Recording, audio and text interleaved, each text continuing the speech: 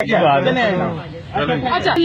सिर्फ एक सवाल करें। जारी थी कि अचानक एक लेडी डॉक्टर उस्मा अगर आप डॉक्टर साकिब से परमिशन लें, आप सिर्फ एक सवाल करें। परमिशन ले रही है आपसे बंद कर दिए, सर की बात ही कर रहे हैं, सर की बात।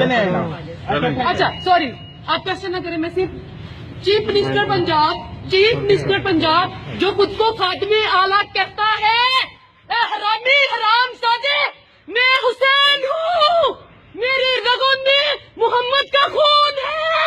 अगर तू हिसाब देना चाहता है तो ये गुजरावाला मेडिकल कॉलेज है।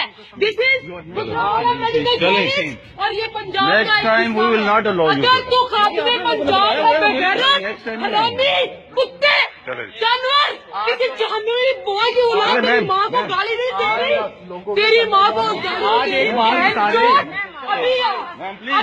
इसी वक्त अगर मैं तेरी इज्जत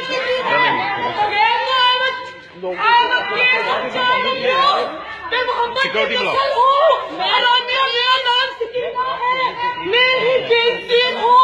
तो किस जात की बात करते हो बगैर तो शिया?